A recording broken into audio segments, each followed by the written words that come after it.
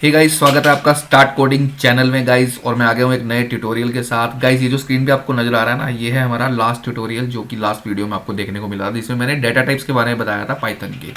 ठीक है, और मैंने ये बताया था कि आने वाले दिनों में हम इसके बारे में अलग अलग डेटा टाइप को जो है एक्सपेंड करके पढ़ेंगे अच्छे से। आज का जो हमारा टॉपिक है गाइस, वो बेसिकली क्या है कि पाइथन एक इंटरप्रेटेड लैंग्वेज कैसे है, और इंटरप्रेटर क्या चीज होती है गाइस। ठीक है, कंपाइलर होता है और इंटरप्रेटर होता है, दोनों में क्लियरली डिफरेंस क्या है वो बताऊंगा आपको। और सेकेंडली, पाइथन जो है वो डायनामिकली टाइप्ड लैंग्वेज कैसे है गाइस। ठीक है, एक होती है स्टैटिकली टाइप्ड लैंग्वेज और एक होती है डायनामिकली टाइप्ड लैंग्वेज। तो पाइथन डायनामिकली टाइप्ड लैंग्वेज कैसे है वो भी मैं आपको बताता हूँ। ठीक है, इसके लिए एक फाइल क्रिएट करते हैं गाइस, देर ना करते हुए फटाफट से। आप इतना यार वीडियो को लाइक कर दो, और चैनल पे अगर नए हो तो गाइस सब्सक्राइब कर लो और बेल आइकन भी दबा देना गाइस। तो मैं यहाँ पे फाइल का नाम क्या रखता हूँ, मैं बेसिकली एग्जाम्पल रख लेता हूँ फिलहाल। ठीक है, example.py। तो यहाँ पे ये मैंने फाइल का नाम रख लिया गाइस। अब यहाँ पे क्या है कि मैं आपको बताता हूँ सबसे पहले तो यहाँ पे जो मेन चीज है कि डिफरेंस between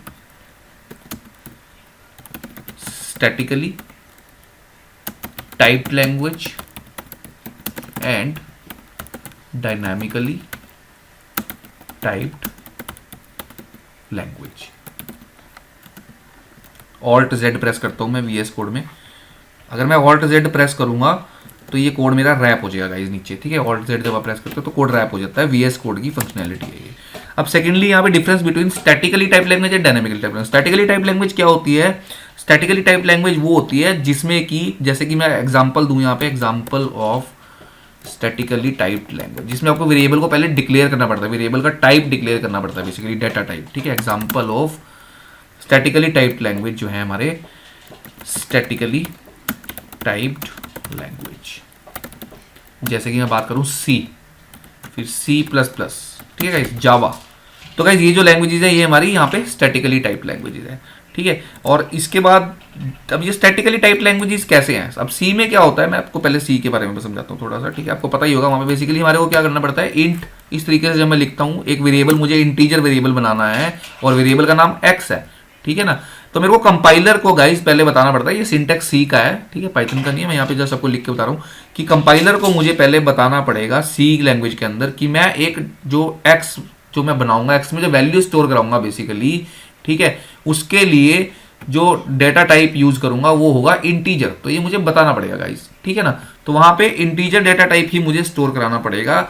तो वहां पे वो स्टैटिकली टाइप लैंग्वेज हो जाएगी। अगर मैं वहां पे फ्लोट डाल देता हूं, ठीक है ना, अगर मैं उसमें एक फ्लोट वैल्यू, सपोज करो एक्स में मेरे को 10 स्टोर कराना था इंटीजर, मैंने उसमें क्या कर दिया, मैंने उसमें वहां पर 10.56 स्टोर करा दिया। ठीक है ना, अब मैं अगर मैं 10.56 स्टोर करा रहा हूं तो बेसिकली मेरे को वैल्यू पूरी चाहिए 10.56। ठीक है, मेरे को प्योर वैल्यू, मेरे को यहाँ पे 10.56 पूरी वैल्यू ही चाहिए। क्योंकि आपने क्या किया है, आपने एक जो वेरिएबल को डिक्लेयर किया है वो इंटीजर डिक्लेयर किया है।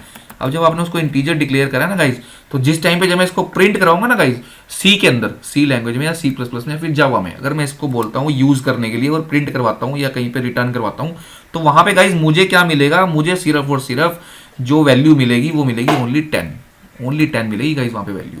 क्यों? क्योंकि हमने इसको पहले डिक्लेयर कर दिया कि मैं एक इंटीजर स्टोर कराने जा रहा हूं, और आपने क्या स्टोर कराया, आपने एक फ्लोट स्टोर कराया गाइज यहाँ पे। तो डेसिमल वैल्यू जब मैं स्टोर करवा रहा हूं तो मुझे इसका जो वेरिएबल का टाइप है वो भी मुझे यहाँ पे फ्लोट बनाना पड़ेगा गाइज, फ्लोट। ठीक है, अगर मैं यहाँ पे फ्लोट बनाता हूँ, ये सी की बात है, ये होती है स्टैटिकली टाइप्ड लैंग्वेजेस। ठीक है, this is the example of statically typed language. तो यानी कि स्टैटिक हो गया ना, जब मैंने इस वेरिएबल को यहाँ पे बोल दिया कि मैं फ्लोट की वैल्यू स्टोर कराऊंगा, फ्लोट यानी कि डेसिमल, तो मुझे फ्लोट वैल्यू ही स्टोर करानी पड़ेगी, तब ही मुझे पूरा रिजल्ट मिलेगा 10.56। अगर ये इंटीजर एक्स मैंने वापस डिक्लेयर कर दिया, कंपाइलर को बेसिकली बोल दिया, सी के कंपाइलर को, कि हम यहाँ पे जो बनाने जा रहे हैं वो एक इंटीजर स्टोर कराने जा रहा हूं मैं, तो उसके बाद अगर मैं यहाँ पे 10.56 डाल रहा हूं तो मुझे जो रिटर्न मिलेगा वो सिर्फ और सिर्फ यहाँ पे 10 मिलेगा। अगर ये यहाँ पे क्या होगा बेसिकली इंट, अगर ये वाला टाइप होगा। तो बेसिकली ये तो एग्जांपल जो है ना, ये स्टैटिकली टाइप लैंग्वेज का है। अब यही जो है हर एक वेरिएबल के साथ रूल अप्लाई होता है, सी में, C++ में, जावा में, सभी में ऐसी है। तो ये बेसिकली स्टैटिकली टाइप लैंग्वेज होती है। ठीक है, इसमें हमारे को स्टैटिक कर देते हैं, हम पहले से डिक्लेयर कर देते हैं, कंपाइलर को स्टार्टिंग में ही आपको बताना पड़ता है बेसिकली। अब यही चीज अगर मैं पाइथन में लूँ, अब डायनामिकली टाइप लैंग्वेज की बात करूँ अगर मैं, ठीक है, डायनामिकली टाइप्ड लैंग्वेज। अब मैं डायनामिकली टाइप लैंग्वेज की बात करूँ तो पाइथन हमारी डायनामिकली टाइप लैंग्वेज है यहाँ पे। ठीक है, इसी तरीके से PHP हमारी डायनामिकली टाइप लैंग्वेज है यहाँ पे। ठीक है, इसी तरीके से हमारी जावास्क्रिप्ट भी देखा जाए तो डायनामिकली टाइप्ड लैंग्वेज है बेसिकली यहाँ पे। ये सारी इस तरीके की जो एग्जाम्पल है dynamically typed language. Dynamically typed language कैसे है guys, Python dynamically typed language कैसे है, देखो यहाँ पे समझो। अब क्या है कि मान लो मैंने यहाँ पे अभी जैसे बताया, मैंने फिर से यहाँ पे एक एक्स बनाया, अब की बारी मैंने यहाँ पे 10 स्टोर करा दिया इजीली, ठीक है। ये पाइथन का कोड है, हमने यहाँ पे एक्स में वैल्यू का स्टोर करा दी 10, जैसे मैं सी में करा रहा था। अब मेरे को एक तो यहाँ पे बताना नहीं पड़ रहा कि मैं एक इंटीजर स्टोर कराने जा रहा हूँ, ठीक है। ऑटोमेटिकली पाइथन यहाँ पे इसको इंटीजर मान लेगा, इंटीजर वेरिएबल बना देगा ये। अगर मैं इसको प्रिंट कराता हूँ यहाँ पे, देखो गाइस प्रिंट करवाता हूँ, मैं टाइप पता करता हूँ, टाइप फंक्शन का यूज किया। लास्ट ट्यूटोरियल में मैंने बताया था कि टाइप फंक्शन से हमें डेटा टाइप पता लगता है। तो इसका अगर मैं टाइप पता करता हूँ यहाँ पे, तो मेरे पास टाइप क्या आ जाएगा यहाँ पे, तो देखो यहाँ पे मेरे पास जो टाइप आएगा ना गाइस, वो टाइप आएगा हमारे पास यहाँ पे। नीचे चलते हैं थोड़ा सा, ये कंपाइलर कल वाला ही खुला हुआ अभी तक। तो यहाँ पे देखो ये हमारा इंट आ जाएगा बेसिकली यहाँ पे, ठीक है ना। टाइप जो आया वो क्या आ गया, इंट आ गया। एक बार मैं इसको डिलीट करके दोबारा से यहाँ पे टर्मिनल को, नया टर्मिनल खोल लेता हूँ मैं फिर से, ठीक है। और अब की बारी मैं इसको रन कर देता हूँ। तो यहाँ पे मुझे टाइप क्या मिलेगा, तो मेरे को यहाँ पे टाइप मिलेगा इंट बेसिकली, ठीक है। अब यहाँ पे इंटीजर मिल गया मुझे टाइप, क्योंकि मैंने यहाँ पे एक इंटीजर स्टोर कराया। अब नेक्स्ट टाइम अगर मैं यहाँ पे आ रहा हूँ और मैंने एक्स में क्या करा, मैंने यहाँ पर एक डाल दी फ्लोट वैल्यू, मैंने यहाँ पे बेसिकली डाल दी 10.78। तो अब देखो, अब अगर मैं इसका टाइप पता करता हूँ, टाइप ऑफ एक्स है, अभी भी एक्स ही है, वैल्यू चेंज कर दी मैंने नेक्स्ट स्टेप में। अगर अब मैं इसका टाइप पता करता हूँ यहाँ पे, ठीक है, पहले इसका टाइप इंटीजर था, पहले यहाँ पर इसका टाइप इंटीजर बताएगा ये, और नेक्स्ट लाइन में इसका टाइप जो है यहाँ पे ये बेसिकली क्या बता देगा मुझे, फ्लोट बता देगा, ठीक है। तो दोनों प्रिंट हो जाएंगे यहाँ पे, पहले वाले प्रिंट से टाइप आएगा वो आएगा इंट, और नेक्स्ट टाइम ये क्या बन गया, फ्लोट बन गया हमारा। तो यहाँ पे बेसिकली डायनामिकली क्या हो रहा है, डेटा टाइप चेंज होता जा रहा है इस वेरिएबल का, ठीक है ना। तो इसका मतलब क्या है कि ये डायनामिकली टाइप लैंग्वेज, इसको डायनामिकली टाइप लैंग्वेज बोलते हैं। नेक्स्ट टाइम आया, अब एक्स में मैंने एक स्ट्रिंग स्टोर करा दी, मैंने कोई यहाँ पे बेसिकली मान लो मैंने नेम स्टोर करा दिया रोहित, इस तरीके से। अब अगर मैं इसको लेता हूँ प्रिंट टाइप एक्स, ठीक है, तो अब इसका टाइप क्या आ जाएगा बेसिकली, अब स्ट्रिंग आ जाएगा। तो देखो तीनों टाइप आएंगे यहाँ पे बारी बारी से। सबसे पहले ये एक इंटीजर था, फिर एक फ्लोट बन गया, और नेक्स्ट स्टेप में ये एक स्ट्रिंग बन गया। तो ये क्या हो गया, this is the example of dynamically type language. कि मेरे को ऐसा नहीं है कि मैंने स्टार्टिंग में, जैसे सी में मुझे स्टार्टिंग में डिक्लेयर करना पड़ता है कि मैं एक इंटीजर बनाने जाऊंगा और उसके बाद मैं यहाँ पे फ्लोट वैल्यू डाल रहा हूँ, तो मेरे को रिजल्ट नहीं मिलने वाला गाइस वहाँ पे, ठीक है। रिजल्ट मिलेगा, ये चीज़ कट जाएगी, वो मैंने आपको बताया था, सी में होता है ऐसा। तो वो होता है स्टैटिकली टाइप लैंग्वेज, और ये जो एग्जाम्पल है ये है हमारा डायनामिकली टाइप लैंग्वेज का। तो इसको मैं रिमूव करता हूँ यहाँ से, तो ये हमारी जो है ये फ्लोट वैल्यू आ गई। तो बेसिकली ये क्या बन गई, ये बन गई डायनामिकली टाइप लैंग्वेज। तो ये डिफरेंस होता है हमारा बेसिकली का स्टैटिकली और डायनामिकली टाइप लैंग्वेज में। अगर आपको अभी भी कोई डाउट है तो प्लीज़ कमेंट बॉक्स में मेरे को कमेंट करके बताओ, मैं आपका डाउट जो है 100% क्लियर करूँगा गाइस। और अगर कोड चाहिए तो आपको मुझे बताना है, कमेंट में लिख दीजिए कि गिटहब पे कोड अपलोड कर दीजिए, तो मैं गिटहब पे कोड भी अपलोड कर दूंगा। चलो ये तो एक चीज़ होगी। सेकेंडली यहाँ पे अब मैं क्या करता हूँ आपको बताता हूँ, difference between compiler and interpreter. अब ये दो टर्म है यहाँ पर, इंटरप्रीटर, ठीक है। अभी कंपाइलर जो यूज होता है वो फिर से यहाँ पे इन लैंग्वेजेस में क्या यूज होता है गाइस, कंपाइलर बेसिकली, ठीक है ना। यहाँ पर क्या होता है, हमारा कंपाइलर काम करता है, और पाइथन में हमारा क्या होता है, पाइथन में हमारा होता है इंटरप्रीटर यहाँ पे। अब दोनों में डिफरेंस क्या है गाइस बेसिकली, चलो मैं आपको समझाता हूँ यहाँ पे कंपाइलर और इंटरप्रीटर में क्या डिफरेंस है बेसिकली। कंपाइलर में क्या होता है कि आपको, पहले मैं इंटरप्रीटर समझाता हूँ, इंटरप्रीटर से आपको कंपाइलर भी पता लग जाएगा, क्योंकि हम पाइथन में काम कर रहे हैं और यहाँ पे है इंटरप्रीटर। तो मैं इंटरप्रीटर के थ्रू समझाऊंगा आपको, इंटरप्रीटर भी समझ आ जाएगा और कंपाइलर भी समझ आ जाएगा। देखो मान लो मैंने यहाँ पे, मैं इसको हटा देता हूँ इस कोड को एक बारी, ठीक है, फिलहाल के लिए, या मैं इसको सारे को कमेंट कर देता हूँ यहाँ पे, ये सारा मैंने कमेंट कर दिया यहाँ पे सारे का सारा कोड, ठीक है। वीएस कोड में क्या करते हो आप, कंट्रोल और फॉरवर्ड स्लैश दबाते हो एक साथ, कंट्रोल प्लस फॉरवर्ड स्लैश, तो ये सारे का सारा इकट्ठा कमेंट हो जाता है सेलेक्ट करके, ठीक है। अब देखो अभी ये फाइल मेरी बिल्कुल जो है कमेंट कर दिया मैंने सारा कुछ यहाँ पे। अब कंपाइलर और इंटरप्रीटर में यहाँ पे डिफरेंस समझो गाइस। देखो मान लो कि मैंने यहाँ पे क्या करा कि मैं यहाँ पे एक लिखता हूँ कि मैंने एक प्रिंट लगाया यहाँ पे, ठीक है, और प्रिंट में मैंने यहाँ पे लिख दिया कि वी आर लर्निंग पाइथन, ठीक है। ये मैंने यहाँ पे लिख दिया गाइस प्रिंट में, we are learning Python.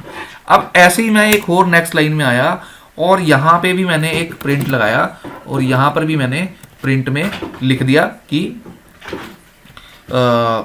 Okay continue.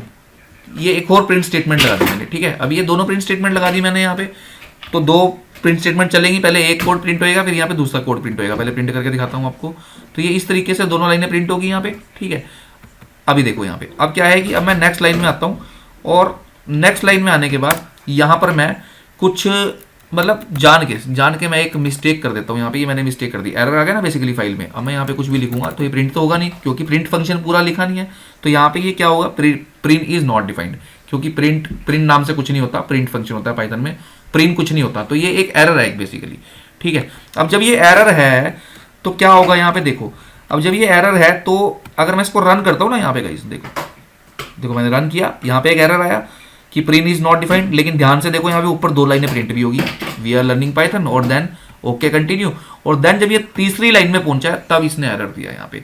तो यही जो चीज है गाइज, यही होता है इंटरप्रीटर। कैसे यहाँ पे बताता हूँ मैं आपको, देखो इंटरप्रीटर जो होता है बेसिकली एक ऐसी चीज जो इंटरप्रेट करती है किसी चीज को। इंटरप्रेट मतलब लाइन बाय लाइन यहाँ पे इंटरप्रेट कर रहा है ये बेसिकली, ठीक है। एग्जांपल देके समझाऊं, जैसे मान लो हमारे जो प्रधानमंत्री जी हैं मोदी जी, अब मान लो वो किसी दूसरी कंट्री में जाते हैं, ठीक है, वो लेट्स से कहीं किसी दूसरी कंट्री में गए, किसी ऐसी कंट्री में उसकी लैंग्वेज जो है कंट्री की अलग है वहाँ पर, ठीक है। जापान में गए तो वहाँ पे अलग लैंग्वेज बोली जाती है, जापानीज बोली जाती है सपोज करो, ठीक है।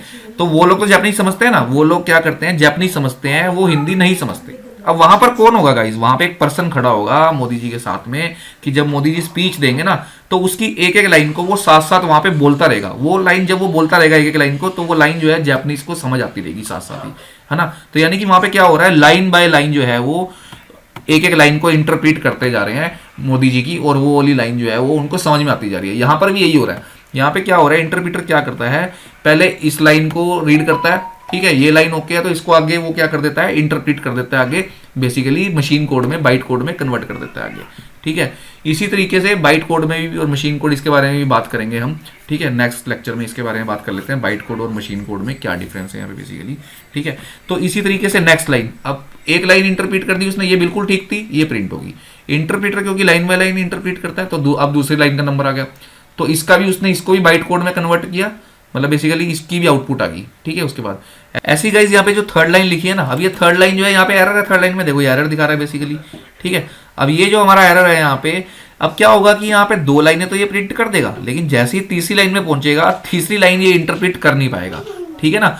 यानी कि कोड जो है हमारा आधा प्रिंट हो जाएगा, ठीक है, लेकिन आधा कोड प्रिंट नहीं होगा। आधा कोड प्रिंट क्यों नहीं होगा, क्योंकि यहाँ पे तीसरी लाइन में एरर आ गया, तो जहां पे भी एरर आएगा वहां पे रुक जाएगा ये, और उससे पहले की वैल्यूज को प्रिंट कर देगा, उससे पहले के कोड को प्रिंट कर देगा। तो बेसिकली इंटरप्रीटर यही होता है हमारा, जो लाइन बाय लाइन कोड को इंटरप्रीट करता है, वो होता है इंटरप्रीटर गाइस, ठीक है। अब अगर मैं बात करूं कंपाइलर की, अब कंपाइलर इस केस में क्या करेगा, कंपाइलर होता है सी लैंग्वेज में। लेट्स से ये कोड सी लैंग्वेज में लिखा हुआ है। अब देखो कंपाइलर में क्या होता है बेसिकली, मान लो ये कोड सी लैंग्वेज में लिखा हुआ है, या C++ में, या जावा में, ठीक है, मान के चलते हैं हम। तो उसमें क्या होगा, अगर इस फाइल के अंदर यहाँ पे ये जो तीसरी लाइन लिखी है ये गलत है बेसिकली, ठीक है, क्योंकि वहां पे डायरेक्टली जो है कोड मशीन कोड में कन्वर्ट नहीं होता है गाइज, वहां पे पहले कोड को कंपाइल किया जाता है, ठीक है ना। पूरा कोड जो है वो कंपाइल होता है वहां पे पहले, ठीक है। कंपाइल का मतलब है कि बेसिकली कंपाइल एक ऐसी चीज होती है, मैं आपको बताता हूँ, जैसे कि एक रियल टाइम एग्जांपल से समझाऊं मैं। तो कंपाइलर क्या होता है कि मान लो मुझे एक स्टूडेंट की बुक कंपाइल करनी है, ठीक है। तो क्या है, स्टूडेंट की बहुत सारी असाइनमेंट्स है, लेट्स से स्टूडेंट की 10 असाइनमेंट्स हैं, ठीक है। तो वो 10 असाइनमेंट्स मुझे एक फाइल में कंपाइल करनी है, एक फाइल पूरी जो है वो कंपाइल करनी है, तैयार करनी है मुझे स्टूडेंट की, ठीक है। वो 10 असाइनमेंट्स चेक करके वो बिल्कुल ठीक होनी चाहिए, मैं उसको कंपाइल करके फाइल को आगे कहाँ पे पेश करूंगा, प्रिंसिपल सर के पास। तो गाइज मैं क्या करूंगा, उन 10 असाइनमेंट्स को स्टूडेंट की इकट्ठा करूंगा, ठीक है, उसको एक फाइल में कंपाइल करूंगा, और फिर उसको मैं कहाँ पे पेश करूंगा, वहां पे प्रिंसिपल सर के पास लेके जाऊंगा, वो पूरा जो है प्रेजेंटेशन तैयार करके उसकी। अब ऐसा तो ये नहीं है कि मैं प्रिंसिपल सर के पास गलत, मान लो उसने मेरे को 10 असाइनमेंट्स दी, उसमें से 2 असाइनमेंट्स गलत थी, ठीक है ना। जैसे 10 लाइन्स ऑफ कोड है, उसमें से 2 लाइन ऑफ कोड जो है वो गलत था, 2 असाइनमेंट्स गलत थी। अब मुझे लेके जानी है वो 10 असाइनमेंट कंपाइल करके, उसमें 2 असाइनमेंट गलत है, तो क्या मैं प्रिंसिपल सर के पास लेके जाऊंगा गाइज? नहीं लेके जाऊंगा। मैं क्यों लेके जाऊंगा? जब तक वो पूरा, मैं उसको बोलूंगा कि भाई ये 2 असाइनमेंट्स आपकी गलत है, इसको ठीक करके दो, तो वो 2 असाइनमेंट्स भी जो है ना मेरे को ठीक करके देगा। अब सारी की सारी असाइनमेंट जब ठीक हो जाएंगी ना, उसकी 10 की 10 असाइनमेंट पूरी, जब 10 की 10 असाइनमेंट्स उसकी ठीक होंगी, तब ही मैं उसको कंपाइल करूंगा। यानी कि सारा जितना भी कोड है मेरी फाइल का वो बिल्कुल ओके होना चाहिए, तभी मैं उसको कंपाइल करूंगा, तभी कंपाइलर उसको कंपाइल करेगा, और तभी उसको वो आगे जो है मशीन कोड में कन्वर्ट करने के लिए भेजेगा गाइस, ठीक है ना।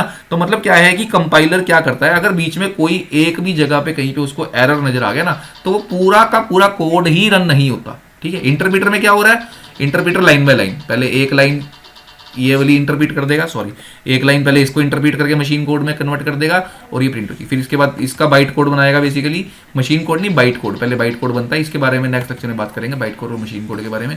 तो बाइट कोड बनाएगा पहले इसका, ठीक है, और प्रिंट कर देगा। फिर बाइट कोड में एक लाइन और ऐड करेगा, फिर ये भी हमारी जो है मशीन कोड में कन्वर्ट हो जाएगी।